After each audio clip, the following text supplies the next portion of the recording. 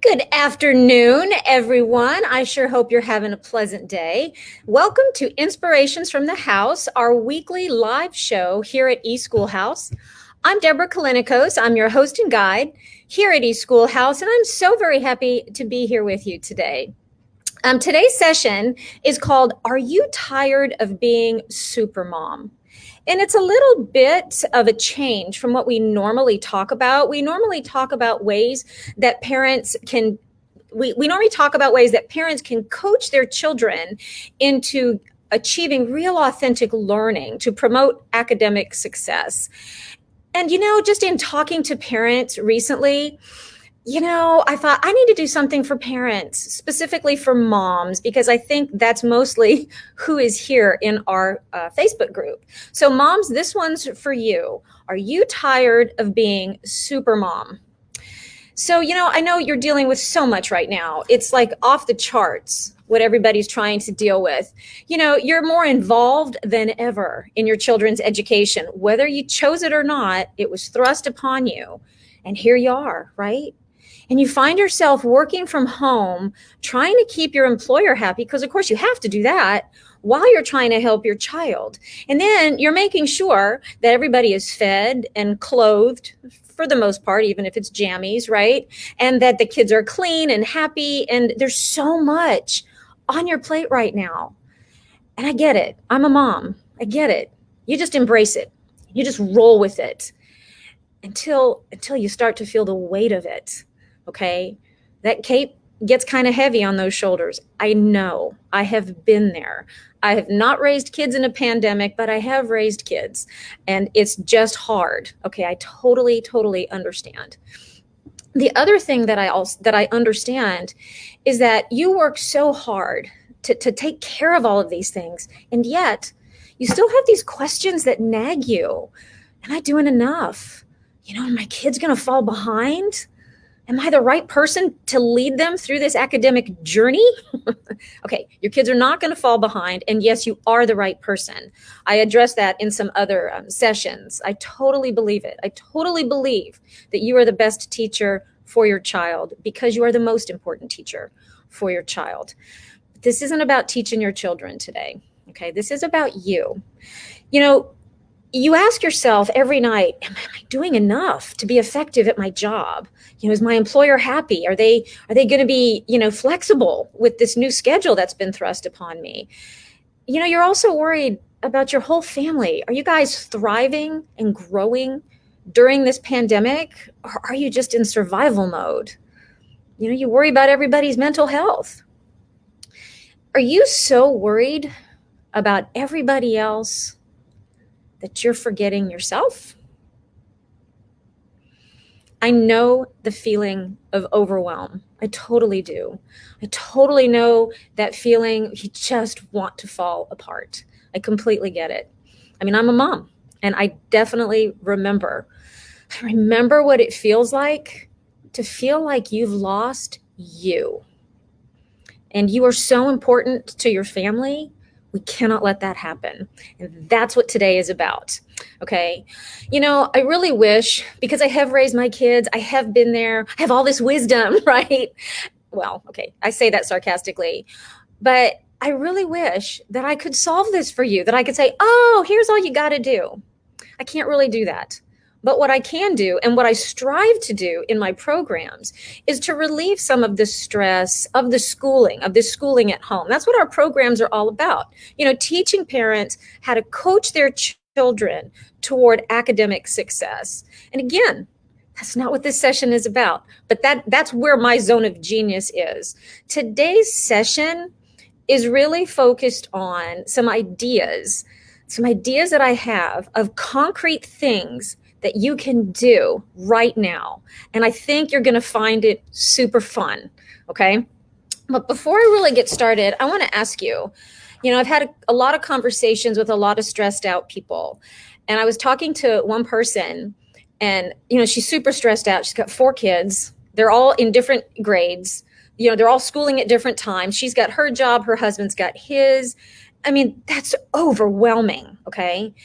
And so I started, she said, what would you do here? And what would you do there? She was asking me for advice.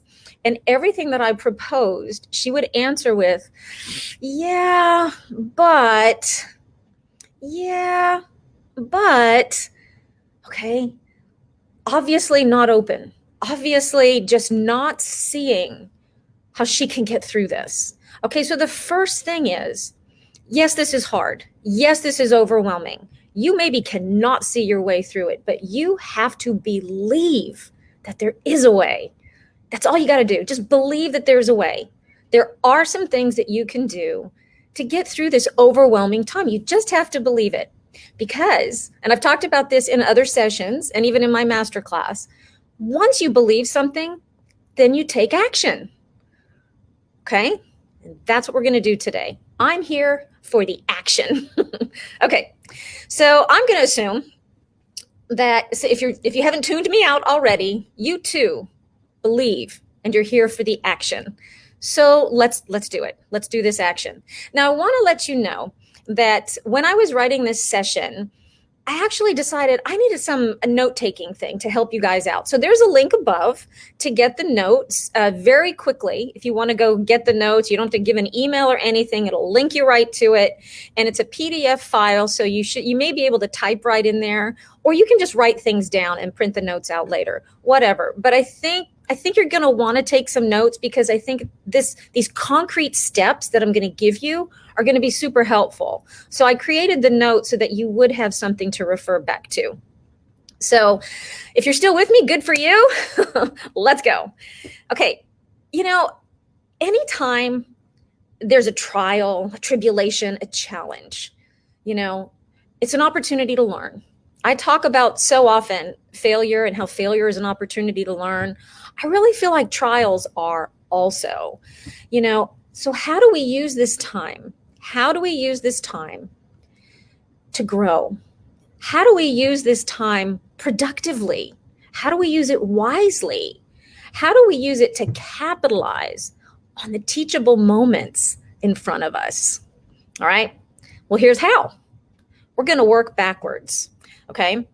So what I want you to do is imagine, close your eyes if you need to, but that little child that's sitting in front of you, that little second or third grader, I want you to imagine 10 years down the road. And that little child is now graduating from high school. If your child is in preschool, maybe he's just entering high school.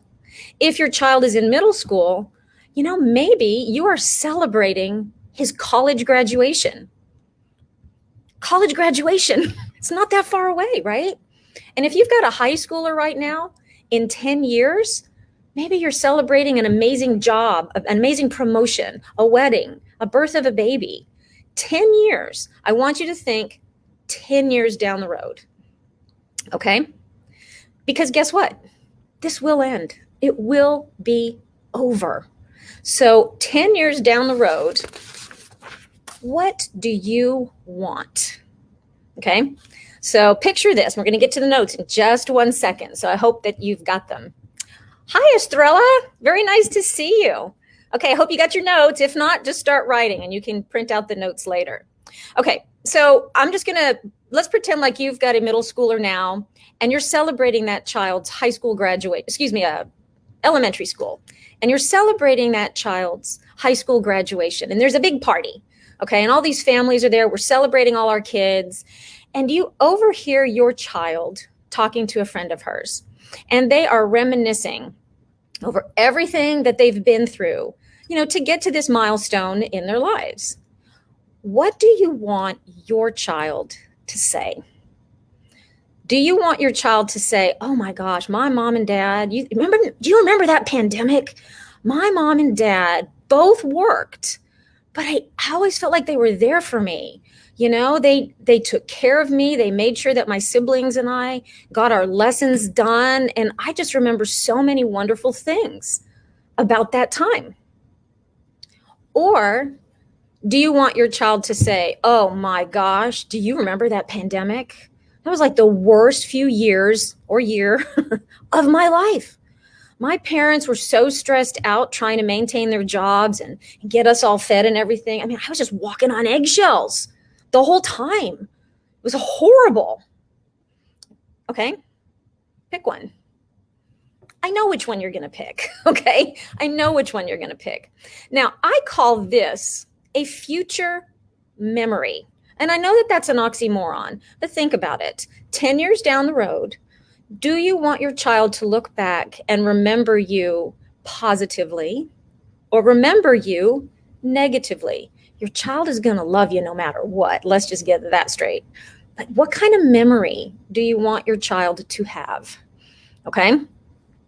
Now, the first thing we're going to do, and we're going to get to this in just a second, we are going to create some future memories. And I'm going to assume that the future memory you want for your children is the positive one, that you handled it as best you could, that you were, kind and you did what you needed to do. Okay. So what we're going to do is we're going to take that memory and we're going to break it down and make it even more detailed. Something like this. Okay.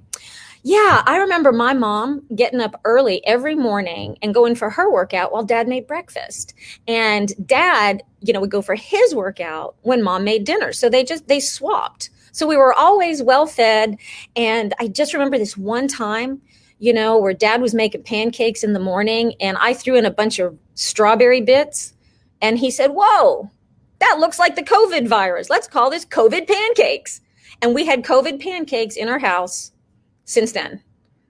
So your child will remember something positive. Or do you remember that time that mom threw all those weird ingredients together and we didn't know what to call it? So we just took, we came up with creative names for these new dishes that mom came up with. You're being resilient. Okay. You didn't want to go to the store because you didn't want to get exposed or whatever. And you're doing the best you can, but your child sees something really positive because you made it positive. What about, there was a time when I was sitting at my desk and I just couldn't, the virtual learning thing, it just was overwhelming me. And I sat there and I just cried and I could hear my mom in the other room on a work call. And I was just crying and I couldn't stop. And I heard my mom say, "Hang on a minute. I need to take care of something really important." And she came in my room and she just hugged me until I calmed down. And then she got me back on track. I've never felt so important in my whole life. Okay, so you take the broad future memory and create something really specific. Okay, so now let's go to your notes. And I'm going to show you those here. Okay, to create positive memories from adversity, I'm going to challenge you to a 5-step challenge. Okay? Step number 1, make a list of memories. Future memories, if you want to call it that, but make a list of memories that you want your child to have in 10 years. How do you want your child to remember how you handled this situation? So that's step number 1, make a list of future memories. Step number 2 is make a list of behaviors that you need to adopt to create these memories for your child. These are behaviors that you need to do now. If you want your child to remember that you went in the room and hugged him when he cried, do that now. So step number 1, make a list of future memories. Step number 2, make a list of behaviors. Then what you're going to do is you are going to choose one memory and make it even more specific. Okay, so we took that positive memory from earlier and I gave you some specific examples, and we're going to go through a couple of those in a second. So you choose one memory and make it very specific. Okay, so we're going to come back to step 4 in just a second. Let me show you, and this again is in your notes. These are samples that I put up. Let me make that a little bigger for you so you can see it. And take that away. Okay, so let's roll with this second one here. Let's just picture your little child sitting at his desk just crying because he's so frustrated. He doesn't know, he can hardly read, and he's got to do all this stuff with Zoom, and he's just overwhelmed. and you went in and you just comforted him in your very special way. Okay. What behaviors do you need to do now in order to make that happen? Okay. So I've listed them in the right side column. You need to set up expectations with your employer and then work around those to accommodate your child's learning. That's something that you could do. And again, these are things that you would do. This is just my example. You could coordinate with your partner. One of you is the on-call parent while the other is working with uninterrupted time, and then you swap. The other thing you could do is you could get up a few hours earlier to take care of work tasks that must be done uninterrupted. You know, sometimes those really thoughtful tasks where you have to be thinking the whole entire time, you got to do those uninterrupted. Well, get up early. That's something that you could do. You could schedule your work day to accommodate your child's schooling. Okay, so these are specific behaviors that you can do now. And don't worry if you can't read this too clearly, because it is in the notes. You can print it out and it is all there. So you got your main memory, then you've got your detailed memory, and now we've got a list of behaviors. So let's go back up to the top. Step 3 was choose one memory, which we just did. And then we had a list of behaviors. So step 4 is choose one behavior, just one, and do it. Start doing it and do it every day until it becomes natural. And then see the change that happens in you and in your children. You do one behavior and see what happens. Okay? So it sounds easy for me to say, just do the behaviors. I know that's not easy, you guys. I know that it's not. I know that what you're facing is really, really difficult right now. But I also know that you are the most important teacher that your children will ever have. And you can do this because you're going to do this one small step at a time. Okay, once you get one behavior down, then you just do another one. Just pick another one and see where that leads you. Okay. Now I know I haven't done step 5. I am going to get there. Somebody's probably going to say, Deborah, step 5. No, it's coming. Okay. I know this isn't easy. And I know that trials and tribulations and challenges can be overwhelming, but they can also be opportunities. They can be opportunities for us to look in the mirror and say, am I being my best self? I know I'm overwhelmed. I know I'm super frustrated. How can I be my best self when I'm this overwhelmed and this frustrated? You're not perfect. You don't need to be perfect. You just don't need to be perfect. Okay. How we handle ourselves when times are easy is easy. How we handle ourselves when times are challenging like this one, these are the times that define us. Okay. And I do know for sure that you cannot be your best self. You cannot create a growth mindset for yourself if you don't take care of yourself. You have to take care of you. You have to find a way. It is critical. It is critical for your happiness. It is critical for your family's happiness. It is so important for you to take care of yourself. When was the last time that you just went on a nice long walk because the weather was pretty? When was the last time you just sat in a quiet spot and meditated? When was the last time you worked on a hobby or a craft? Remember those? I know when my kids were little, I'm like, all those hobbies things I used to like, I'm like, psh. I mean, I do them all now, but back then, and right now you're even more challenged with everything that's on top of you. Okay. When was the last time you had a Zoom meeting with a friend and just chatted? So you have to take care of yourself. You really do. If you are tired of being super mom, then stop, because you're not helping anybody. Be the best you that you can be, and make sure you take care of yourself. That is critical. That is critical. And your children will remember it. They certainly will. So at any time while I was presenting this, especially when I was going through the examples, did it run through your head that whole attitude of, yeah, but, you know,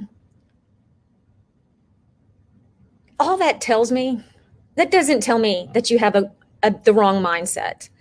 What that tells me is your overwhelm is so great that you can't see your way through it. And that's what I hope to address today.